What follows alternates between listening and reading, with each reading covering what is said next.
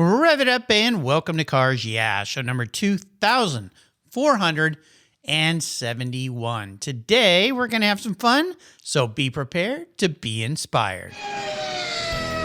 This is Cars Yeah, where you'll enjoy interviews with inspiring automotive enthusiasts. Mark Green is here to provide you with a fuel injection of automotive inspiration.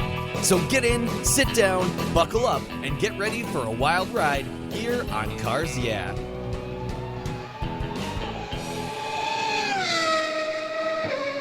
Hello, inspiring automotive enthusiasts, and welcome to Cars Yeah. Today I'm in Studio City, California, which is appropriate for this guest. Sounds like TVs and movies and all of that. His name is Michael May. Michael, welcome to Cars Yeah. Do you have any gear, and are you ready to release the clutch? I'm ready. All right, we'll have some fun. So, an icebreaker I do here before I introduce you and we get into your world is this.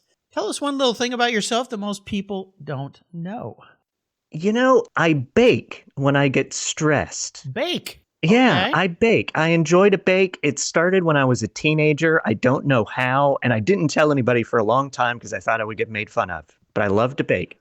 Well, I love to eat baked goods, so we'll get along fine. Yeah, my daughter did a lot of that, and I always loved it, cookies and breads and things like that. And my next door neighbor, who's a retired pilot, really into baking bread, all different kinds of bread, so he'll bring over a big loaf of bread. Probably he's brought over too many compared to what the scale tells me in the mornings. But yeah, it's fun. Well, that's interesting. What is it about that reduces stress? Is it the focal point of something that you can forget about everything else? I think it is. It's funny because I never thought about it as a stress reliever until like the last 4 or 5 years. And it occurred to me, I was like, oh, I really like to do this while I'm stressed. And I hadn't connected the dots. And I think it's like some people paint and some people, build model cars or whatever it is. I feel like it's the focus. You get your mind off of other things and you get to create something. And I think that's a big part of it too, because you actually get to fulfill and finish something. I do experiment when I bake, which is not good because sometimes I'll make something incredibly delicious and amazing, but I won't remember exactly how I made it, or I'll mess it all up and it'll be terrible. But I love to play around with it. I had a guest on the other day that he was into Legos. Yeah, and that was his way. He went through a lot of depression and found Legos was a way to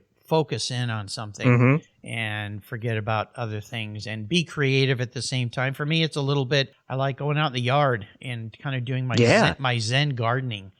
Absolutely, yeah. I really should probably get into bonsai, but I bonsai things like rhododendrons, like big bushes. So. It's funny you say that. I actually just bought my wife a bonsai tree for our anniversary. Perfect. Because I thought that would be a really interesting kind of project and thing to have around. Yeah, that's really interesting. Yeah, well, whatever works. That's the most important thing. So let me give you an introduction. Michael May is a performer and filmmaker and is best known for hosting, creating, and executive producing the Dossier's autobiography and its spinoff, Autobiography Cold Cases, for Motor Trend TV. Told you this is going to be a bit Hollywood-ish. He previously ran the media company Fun Size Horror, where he produced hundreds of hours of digital content, feature films, and TV shows. Michael recently started his own production company, Convergent Content. Ooh, sounds mysterious. Where he's been actively developing content for TV, film, and for podcasts. Currently, he's directing a feature film that will come out later this year and host the automotive-themed podcast, Fuel for the Future, for America's Automotive Trust, which you'll remember is related to the LeMay Museum right down the road from me, which you can find on every podcast platform. We'll be back in just a moment, but first a word from our sponsors. Give them a little listen, and we'll be right back. Are you ready to take charge of your financial future? Then let me introduce you to Capitalize Your Finances. It's an online course designed to empower you with the knowledge and tools for mastering your money. This course will help you lay out the ins and outs of budgeting, the importance of emergency funds, investing strategies, and how to plan for a secure retirement. All this presented by financial planner Chris Paniotu. Chris has developed this course to help you effectively navigate your world of finance with confidence. Stop stressing about money and start taking control. Enroll in Capitalize Your Finance online course today and pave your way to financial success. To learn more, go to capitalizepodcast.com/courses Or better yet, go to the Cars Yeah website, show notes page for today's show, and click on the link under Capitalize Your Finances. You'll be glad you did. Do it today.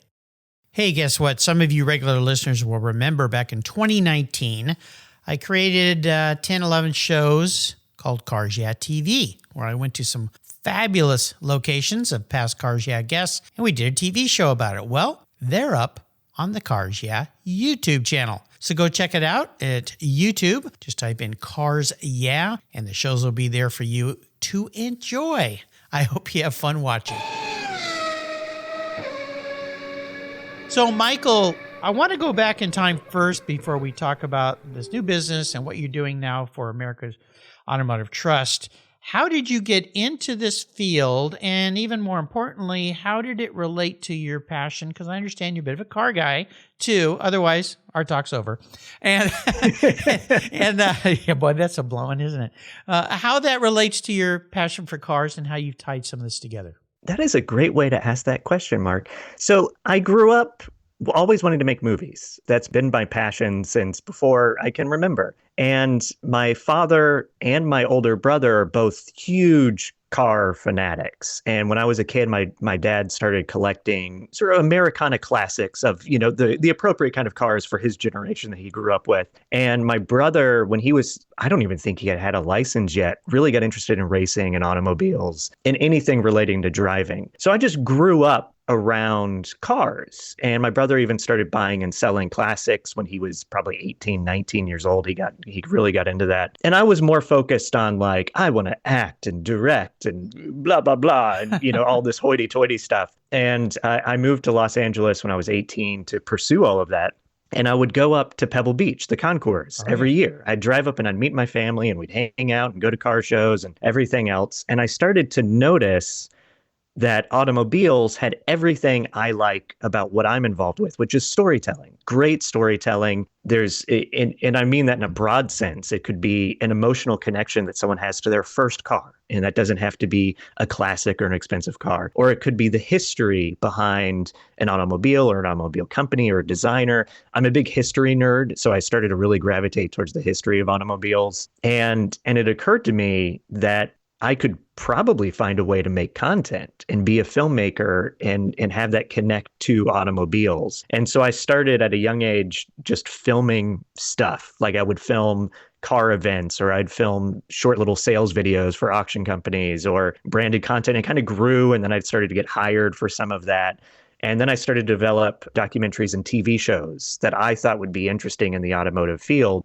And because my interest is more on that storytelling aspect, I really wanted to develop stuff different than other car shows you see on TV. I wanted to develop stuff that everybody would enjoy, not just car people. And I was pitching Autobiography. I came up with the idea for that. And it went through some changes over the years, but I think I was pitching that for like 10 years before we finally got that made. And that's a good representation of me trying to combine my love of history, also my love of mystery, because there is a true crime and mystery aspect to Autobiography. So I wanted to combine my love of that with automobiles and converge those ideas and get it made. So I hope that's a good way to answer that question, but I just found this storytelling aspect behind cars very interesting. And I don't think a lot of people have utilized that in the right way. I think some people do and some shows do. And even like the Formula One NASCAR show did an amazing job of finding an emotional connection that made it a broad appeal to people and sort of pursue it that way. Yeah. Yeah. Well,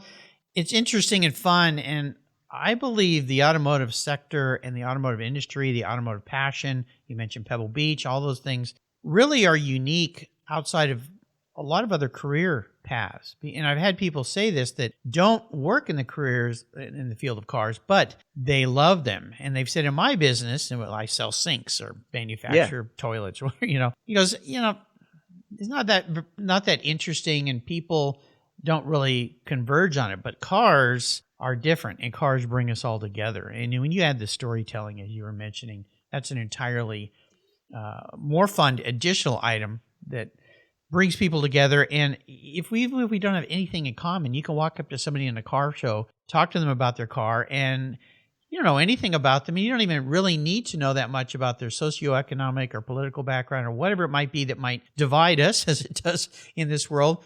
But the cars bring us together, and that's Absolutely. the fun part. It is the fun part. And I remember being at Pebble Beach. I was probably 20 years old or so, and this is maybe like 2005 or 6 or something like that. And I one of the preservation class cars, I don't remember which one it was. I don't remember who owned it. I just remember being fascinated by this very old automobile that has had no work done to it, and it's falling apart, and the like material in the chairs is rotted away, and the owner's like, I don't want to change anything, it still drives, I'm going to keep it going. And I was just like, wow, like everything kind of connected in my head of like, this is amazing. Like, this is the most fascinating thing I've ever seen before. And I just remember kind of, a lot of my interest in automobiles kind of connected at that point. And it is, you can talk to anybody, doesn't matter who you are, everybody relates to it. Even people that think they aren't car people, you can talk to them about their first car and they'll go into a long story about it. They're super passionate and they remember all the details to it. And it is. And that's really kind of why I wanted to develop more content for automobiles. So I am trying to pitch things and make things. And like you mentioned, Fuel for the Future, the podcast I'm doing with America's Automotive Trust, it's a way for me to continue to explore interesting stories in the automotive world. And we're going to try to do everything. It could be interviews. We want to talk about events. We want to go through the history of things. And we did like 4 or 5 episodes late last year just to kind of test the waters. And now we're ramping back up, and we're going to be in production soon and have a ton of episodes this year. So that's a big focus for work for me this year, is Fuel for the Future. So will that all be podcasts, or will there be video content with those? So right now the plan is just podcast, but the door is open to add video content from time to time. I don't think it would be all the time. And that's one of the wonderful things about podcast, as I'm sure you're aware, is there's no rules. Like, you can kind of morph and change. And I know you also had a TV show of Cars Yeah. So there's a lot of different things you can do with it, and you can kind of go with the flows and see what happens. Absolutely. So with the podcast, and I've got a long history with LeMay Museum, which is part of America's Automotive Trust, goes all the way back to when I moved to the Pacific Northwest 30 years ago, and I met Harold LeMay and his wife Nancy. In fact, I had lunch at their house, and was quite. I came out of that going, this guy was a trash collector. I think he just brought all the trash home, and they just kept it all, because the collections in that home blew me away. And they, Nancy said, we have this dream of this museum. And that was a long decades coming before that museum came to fruition and was actually built. In fact, I'm heading there tomorrow for an event in the morning with the Porsche Club. So the podcast, can you tell me a little bit about maybe some of the first show concepts? You touched on that a little bit, of just an example of maybe somebody that you spoke to or what you talked about. Yeah. So I was talking to David Madeira, who I'm sure you know, and he's I can't remember his exact title now, so I don't want to misquote it. It's evolved and moved around, but it's like I always say with David in America's Trust and Automotive Trust in LeMay, is every time he's tried to leave, they've yanked him. They bring him back. Yep, exactly. I think he sleeps in the basement, is what I think. He probably does. But no, I was talking to him, and I've been working on some other podcast and really getting interested in that world of content creation. And I listen to more podcasts than I do watch TV or movies. So I was like, maybe there's something to this. Maybe I should get into it. And so I started working on podcasts, and David and I were talking about ideas. And I was like, look, if we're going to do a podcast for America's Automotive Trust, everything we do has to be representative of the mission of America's Automotive Trust, which is sort of that preservation and education and excitement around automobiles and automobile history. And we wanted to look towards the future a bit. Like, we can tell stories from the past and old cars, but what's an optimistic or positive outlook for the future of the world as it relates to automobiles? And also, I want stories to be interesting. I don't just want to go into some guy's garage and be like, oh, it's a 67 Mustang. Cool. Right. Let's talk about it. That's been done over and over and over. It's been done over and over and over again. And also, I just thought that's not the best way to represent it. You can still do an amazing show doing that, but let's find some other interesting things. I love history. So let's tell some old stories. So we did an episode, one of our test episodes was about the Great Race of 1909. And that was when they raced from New York to Paris. And it was, I'm going to misremember all of my information, but I think it was 5 cars. And we tied it into a current day event that was happening where they don't go from New York to Paris, but they do a big long road trip in cars and they get students involved and just kind of covering the history of that race, which is fascinating, but also a modern event where young people and youth and students are also getting involved with classic cars. And so that's just one example. And so looking towards this year, we're doing all sorts of things, but we want to talk to collectors. I want to do something just about the history of car shows or concours events. I don't know specifically what that will be yet, but I do want to look at like, how did that start? Was it all drive-ins and people getting together with cars, and really look at like the evolution of car shows. And also there's a series we want to do within the podcast called This Day in Automotive History, where we want to find some important or interesting events throughout automotive history that we talk about and have that episode come out on the day that it happened. Yeah, so hopefully that wasn't too much of a tangent, but that's a broad example of stories we'll be doing. Oh, no, sounds wonderful. Sounds spectacular. I think a lot of this is history of automobile and bringing out things that people don't know about. You know, right. Thinking of something very simple as the concept of a trunk that we look at today. Every car has a trunk or a back hatch, you know, and where did that originally come from? And the fact that they actually put a trunk on the back of a car. And for young people today, I would know that because of my history with cars, but some people would go, they did that? What? Or, you know, the trunk that went on the stagecoach, right? Yeah. And a way to carry things. So yeah, absolutely fascinating. I went to, I can't remember where I was, but I was at some car event, and I was with my little son. I have a 7-year-old, and he must have been 5 or so at the time. And we saw early 20th century car that it looked like a carriage type car. And he did not understand it at all. And so I had to like talk to him about the history of like, well, think about what people were riding around in before cars. So sure enough, when cars got started, this is the way they were designed. This is how they built things on it. And yeah, it's I love stuff like that. I just get really passionate about those kind of things. I think it's important. I know the museum is big on that, of bringing young people into the hobby, into the concepts. I started taking my son to Pebble Beach when he was 8, and he's 30 now. But he got into the brass era because he just found it so fascinating that they had these brass lanterns on the outside of the car that had to light with a match to make Absolutely. And I went, I'm not really into those cars. They're okay, but it's not my thing. And I'm like, oh, that's, and because he just thought it was so fascinating. So it's a wonderful thing to do. I always like to ask my guests about what inspires them, or more importantly, an influential person in their life that was really a key promoter of your passion. And we can stick on the car theme here, which makes sense. But if you want to go back to video, audio, whatever, that would be fine too. But do you have one of those influential people in your life? It's honestly, it's kind of a tough question because I feel like there's a lot. I've had teachers that have been big influences on me. I went to art school because I wanted to pursue acting and film and everything. And I went to art school and I had teachers and professors and there that I found very inspiring, that were kind of like mentors in a way.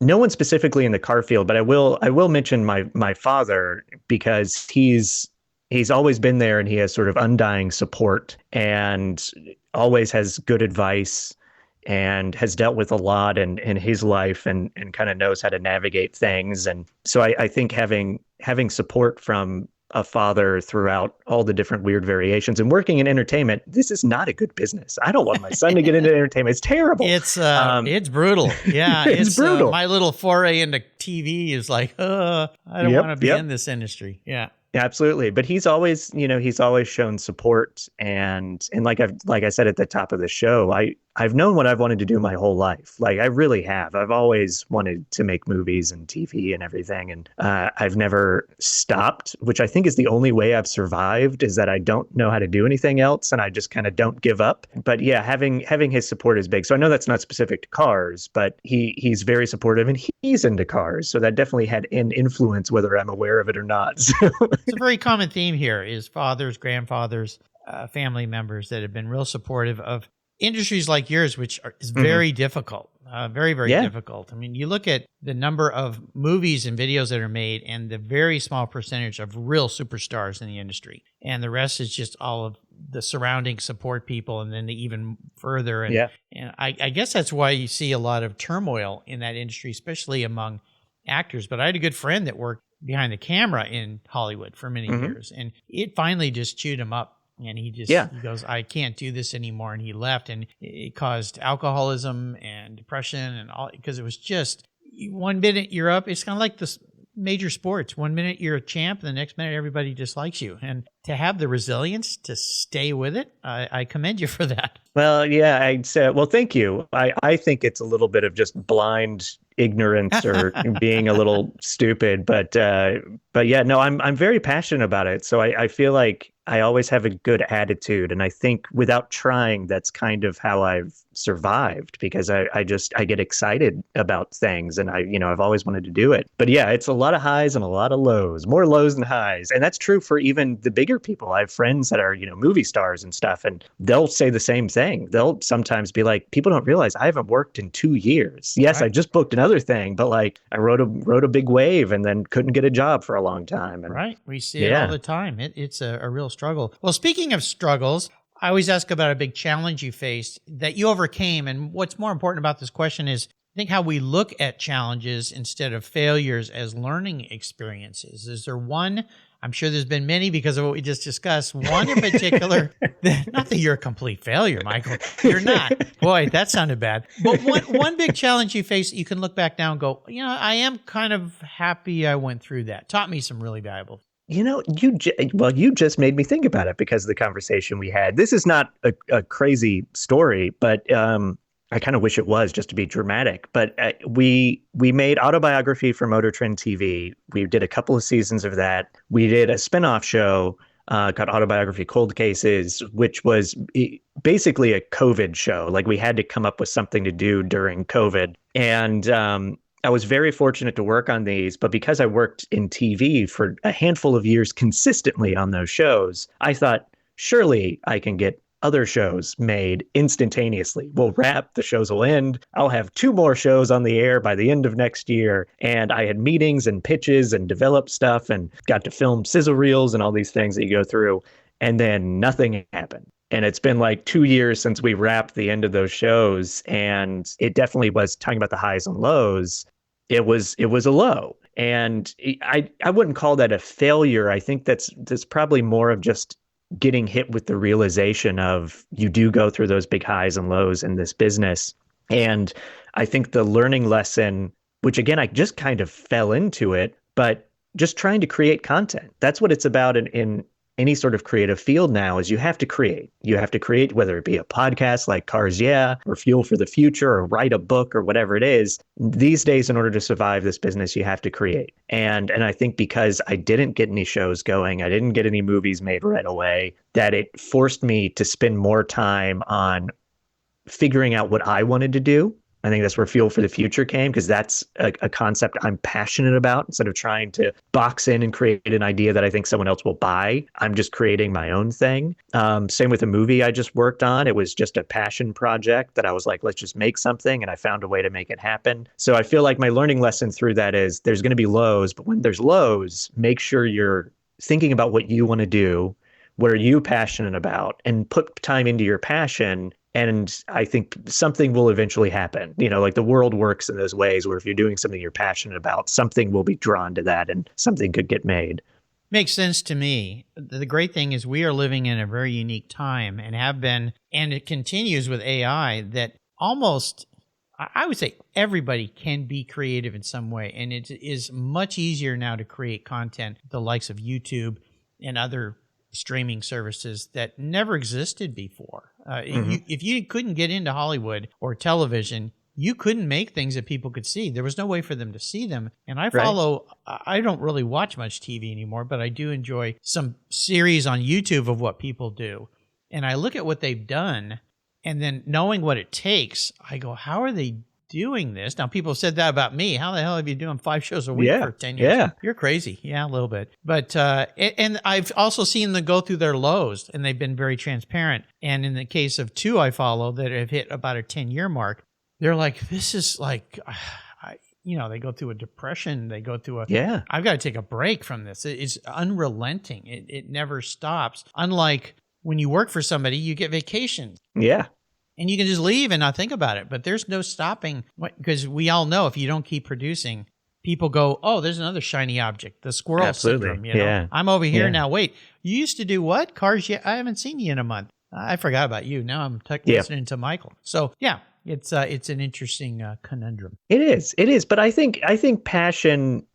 I think passion is something that can draw people in, and that's why I say, like, I think if people focus on what they really want to do, I think something will happen. There may be a lot of work. There may be a lot of, failures along the way, but I think that'll eventually draw to something. And something I've always liked, and I'm not saying this to kiss your ass or anything, but like one of the things I've always liked about your work is you are not only knowledgeable about automobiles, but you've always had a very sincere passion for things. So like when you walk into a room and there's, a Bugatti you like, it's like, there's sincere passion and knowledge that comes from it. And I think that's interesting for people that aren't just car people. And I'm just using you as the example of, like, if someone is really into collecting stamps and they want to make a YouTube channel, do it and make sure that their passion for stamps comes across, because even people that don't care about collecting stamps, like most people, they're going to see something interesting within that because of the passion behind it. You touched on a really golden nugget there for anybody listening that wants to go out and do something on your own.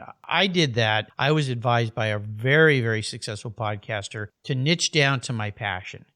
He's more of a generalist business podcaster. He's done amazingly well financially and everything else. I mean, millions of downloads every month. I mean, just spectacular. And so that's what I did. And he said, Mark, be yourself. Just simply be yourself. Don't try to be somebody else. Don't copy some other person. And it's hard to do sometimes because you see successful people and you go, I guess I have to be like that. No, just do that thing. But I appreciate your words because it makes it easier and it makes it more fun, so that when you're late night editing shows or weekends when everybody's, hey, Mark, come to the game. I can't. I got to get these done. Then at least you like what you're doing because it's in a field that you're happy with. I always say that don't buy a car because you think it'll be worth something. Buy it because you love it. Because if it isn't worth something down the road, at least you still have the car to enjoy because you love it. And you didn't buy a Mustang because you heard Mustangs are going up in value, but you really are not a Mustang guy. So it's really important. And speaking of Mustangs and cars, I always ask this question. Nice segue there. A special vehicle story. I always find a way to weave in there. Yeah, that was great. Is a special vehicle story. Is there one special car in your life? There's a lot, and I have a lot of good stories. Even before I did a TV show about cars, but the TV show definitely gave me a lot of incredible stories that I'll never forget. But one that really jumps to mind is one of my favorite cars is the Shelby Daytona Coupe, the prototype, the first built Daytona that Pete Brock designed, that they had to build, 90 days that they had to build that car. And this is 64, I think, that they were working on it. And I've known about that car for a long time. I've read about it. And then on my TV show and Autobiography, we did an episode about it because that one, again, the prototype, went through a crazy, weird story where it disappeared and Phil Spector owned it for a while and all this crazy stuff happened with it. So I know all this information about this car. I love the car. I love the history. And then, fortunately, Dr. Fred Simeone, who people in the car world will know, R.I.P., passed away recently. Fred Simeone was very kind to let me go and film the car and talk to him about it. And then we got to drive it. And I would have loved to drive the car, but Dr. Simeone, it's his. He wanted to drive it. That's great. Of course. But I got to ride in it. And being able to be in this car that I just spent months researching and then writing and then filming and then editing and also knew about before even the TV show happened. And it just really hit me in an incredible way to be in that car riding around and just having a blast and also feeling how hot. There's a lot of stories about that car being super hot when you're inside it and riding it. Oh my, it was like an oven. I was in it for like 20 minutes and it was like an oven. How people drove it for 24 hours. I have no idea. But it was an incredible experience and one that I'll never forget. Very cool. Yeah. Dr. Simeone was a guest on my show a while back, and I've since had the museum's director. In fact, they just reached out to me yesterday. Funny you mentioned them because when you said the car, I went, I know where that car is. Yep. And they just reached out. They have a new person working there that wants to be a guest. And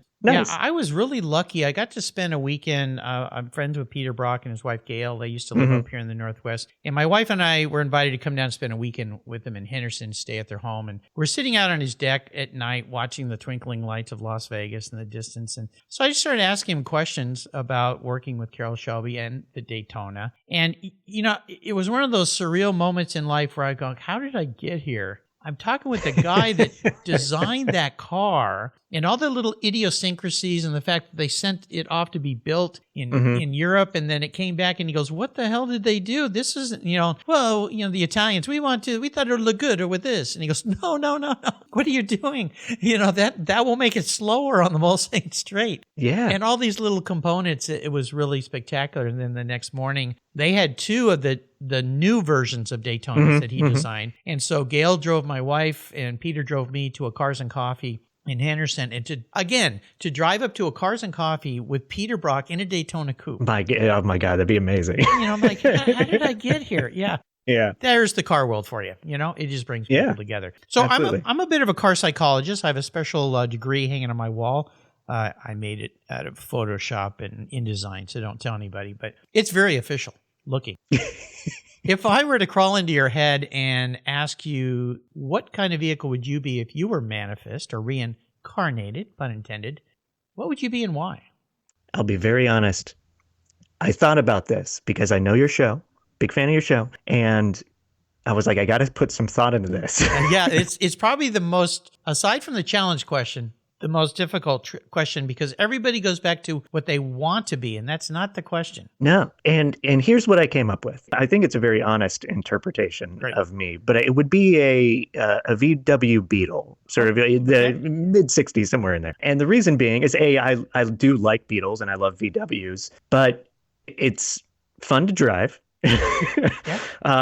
It can get beat up and it's fine. It's easy to fix. It keeps going. It's kind of unpretentious and super fun to drive. And also it's easy to kind of modify it. It's easy to kind of do whatever you want with, a VW engine or chassis or whatever. And that's where I ended up. So I don't know what that says about me per se, but that's where I ended up. And I do have a fascination with like small European cars. I've always loved those. So it still is a car that I like, but it's not what I would, my instinct would want to jump to when I initially thought of it. Yeah, no, I think you did a good job there, Michael. And the other thing I'll say, having spoken with you now for a half hour or so, is very likable. You're a very likable person. And the VW Beetle is one of those cars that makes everybody smile when it pulls up.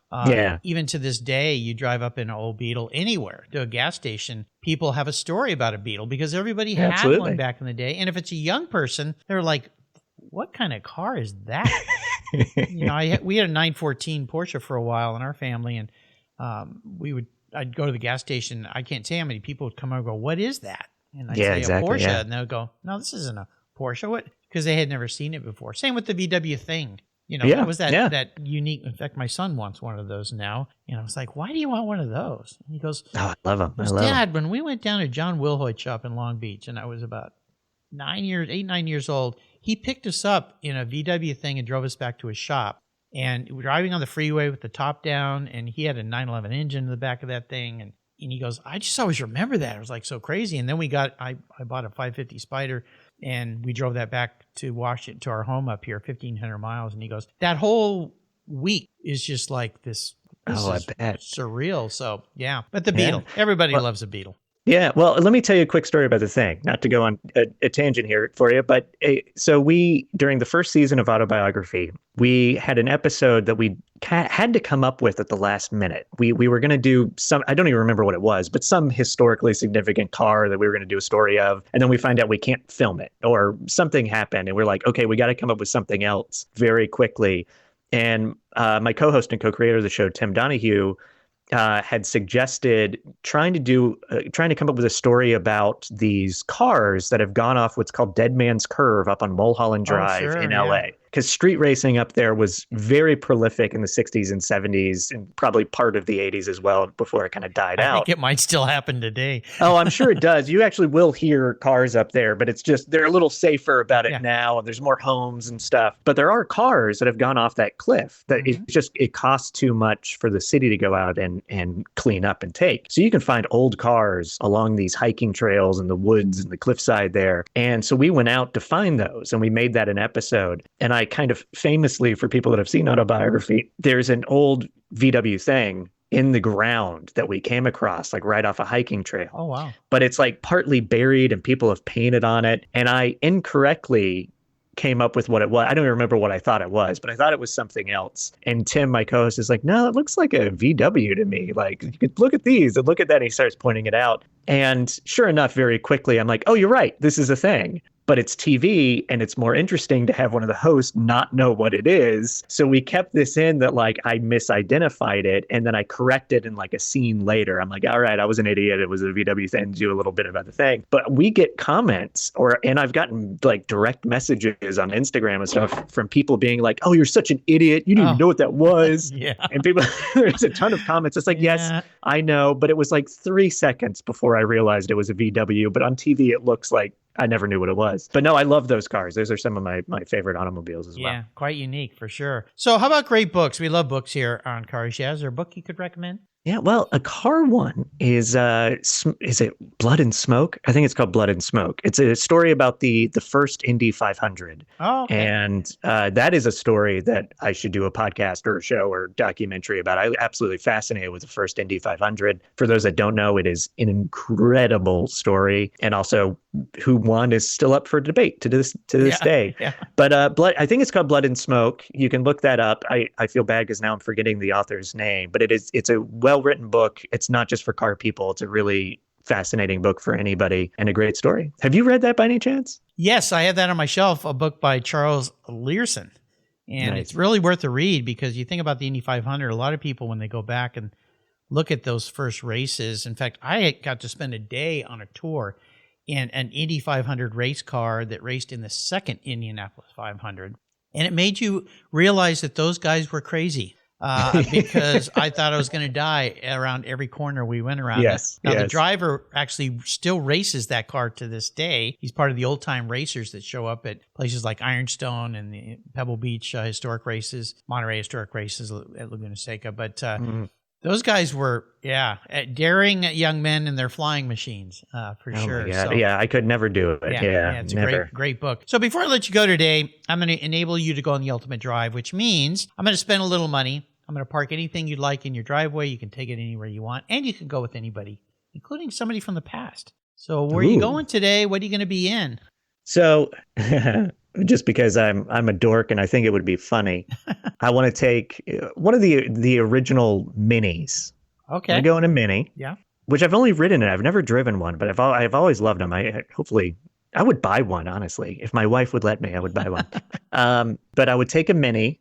And probably because we're watching Yellowstone right now in my house, I would go through like Montana, something beautiful and scenic with hills and mountains and valleys, especially if I'm in a mini, because then I would be around just tons of trucks on the road. And I think that would be hilarious if I'm riding around in a mini up there. Though it would handle it.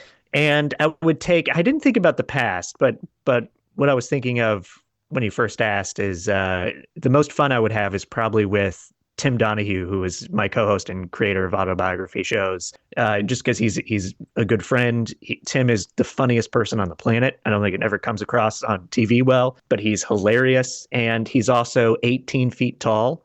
So putting him in a Mini Cooper or a long ride would be endless fun. And what we would talk about, I don't think we would necessarily talk about anything important, but Tim and I typically talk about some car stuff. He's a big Ferrari fanatic, so he'll just throw Ferrari info at me like crazy.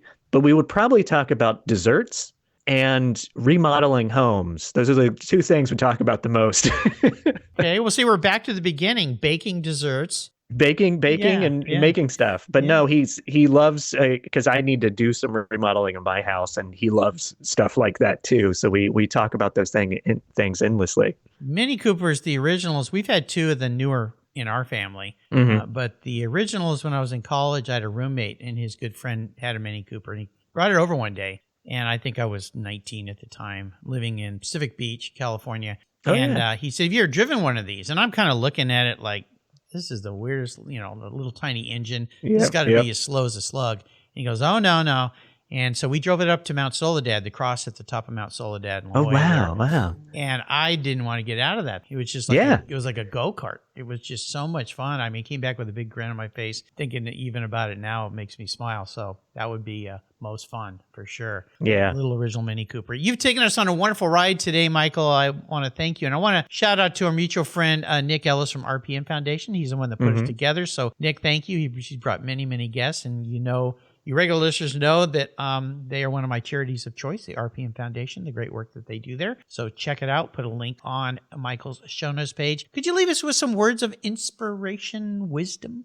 Oh, putting me on the spot, Mark. All day long. Man. All day long. Oh, geez. Well, just because it ties into stuff we've talked about, I would say, if you're passionate about something, focus on doing it. And I don't even mean necessarily as a career unless you want to, but just, if you like baking, bake as much as you can, because that's where a lot of fun and things will happen. For sure. And I like your little tie in there, focus on it, a guy who's behind a camera and in front of a camera. So nicely done. Nice. How can people learn more about Fuel for the Future and also Convergent? Yes. Convergent Content, there's not much to learn per se. That's just my production company that I'm trying to develop and produce things with. We don't have a website or anything. So I guess the best thing to do is look up Fuel for the Future on whatever listening app you use for podcast. You can go ahead and subscribe and follow that because we do have some episodes out, but again, more will be forthcoming this year. And you can also find out more about the America's Automotive Trust on their website, which I think is americasautomotivetrust.com. Yep, absolutely. .org, I believe, but I'll put a link to that. Thank you very much. Oh, of course. They've been mentioned many times. I've got ties going back to that group way back to the beginning. We mentioned David Madeira and the LeMays. And like I said, I'll be at the museum tomorrow morning. Michael, this has been fun. We could talk for hours. I appreciate you spending time with me today. Until you and I talk again, I'll see you down the road. Thank you. You're welcome. For several years now, you've heard me talk about Linkage Magazine. I've been a subscriber since the start. Their talented and creative team brings you a spectacular publication and website that shares the automotive passion from a worldwide perspective. Linkage is about driving, restoring, collecting, and first-hand experience at collector car auctions and more. They bring you real-world values plus rational, experienced opinions on the current markets. They cover the automotive world and the people who share our passions. And Linkage Magazine has grown, mailing you 6 issues annually. Join me on this journey with Linkage. They're geared for the automotive life. You can subscribe at linkagemag.com. Today's vehicles are essentially computers on wheels, and it takes more than a wrench and oil to keep them humming. That's why Cars Yeah supports TechForce Foundation, a nonprofit dedicated to driving tomorrow's workforce of skilled technicians forward. Techs keep our cars, trucks, airplanes, and fleets rolling. Yet there's a massive tech shortage because many young people don't know it's no longer a blue-collar job. Today, it's a new-collar career. It involves computers, technology, it's in high demand, you get paid really well, and you can live and work anywhere in the country. I know you're passionate about cars, trucks, and motorcycles, and you can help pass that passion on to the next generation of techs so our rides keep rolling down the road. Visit techforce.org today and learn how. Thank you so much for joining us on today's ride here at Cars Yeah. Drive on over to carsyeah.com to find show notes and inspiring automotive fun. Download your free copy of Filler Up, a fun book filled with gorgeous photographs of fuel filler fun, including quotes from more inspiring automotive enthusiasts. Download your copy today, and we'll see you next time on Cars Yeah.